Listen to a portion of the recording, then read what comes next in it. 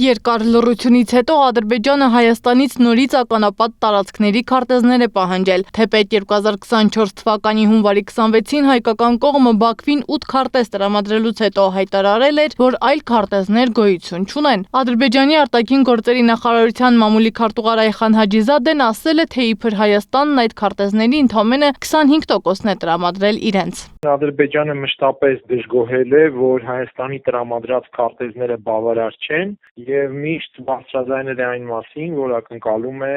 ավելի ճշգրիտ քարտեզներ ստանալ։ Իհարկե Երևանը արձագանքել է, որ ինքը տրամադրել է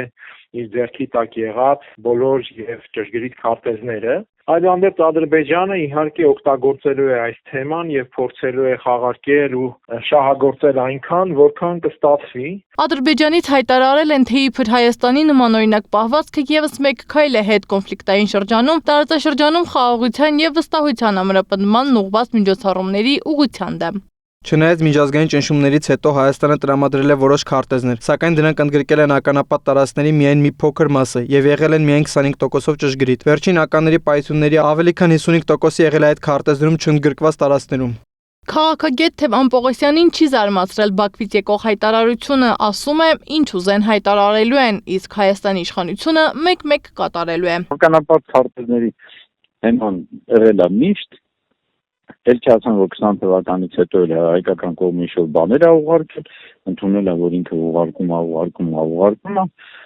փոխում է, նոր է տալիս, կիսատ է տալիս, հետո նորից է տալիս, չգիտեմ ինչ է անում։ Ադրբեջանը բարձրացնում է։ Շատ երկար ժամանակ չենք լսել, հիմա պետք է նորից ժամանակ ձգել, հետո են հիշել, միշտ ավելին։ Ադրբեջանը ցանկանում է ցույց տալ, թե Հայաստանն է խաղաղության պայմանագրի ստորագրման հարցում ապակառուցողական, ասում է Բադալյանը, մինչդեռ իրական պատկերն այլ է։ Անընդհատ ցույց տալու համար, որ Հայաստանը չէ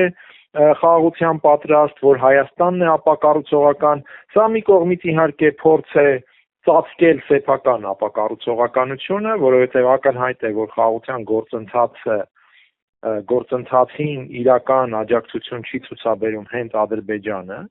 Մյուս կողմից սպասարկել են առավելապաշտության քաղաքականությունը, որ դավանում են Հայաստանի հանդեպ, այսինքն պարտադրել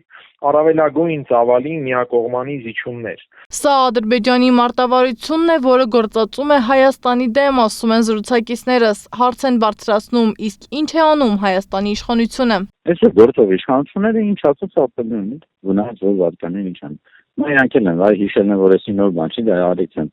ասենք։ Եթե Հայաստանը տրամադրել է բոլոր քարտեզներն, ապա ինչու է Բաքուն նորից պահանջում, իմանալով, որ դրանք գոյություն չունեն։ Մասնագետները կարծում են, եւս մեկ քայլով, այսպես կոչված, խաղաղության պայմանագրի ստորագրումից հեռանալու պատրվակ է։ Միաժամանակ հնարավոր է ռազմական էսկալացիայի պատրվակներից մեկը լինի։ Հայկական կողմն սահմանափակվել է մեկ պարզ հայտարարությամբ, փոխանցել են ունեցած քարտեզները, ավելի բարձր որակի քարտեզներ պարզապես գոյություն չունեն։ Սեդամակարյան, Գեղամ Ղազարյան, ABC Media։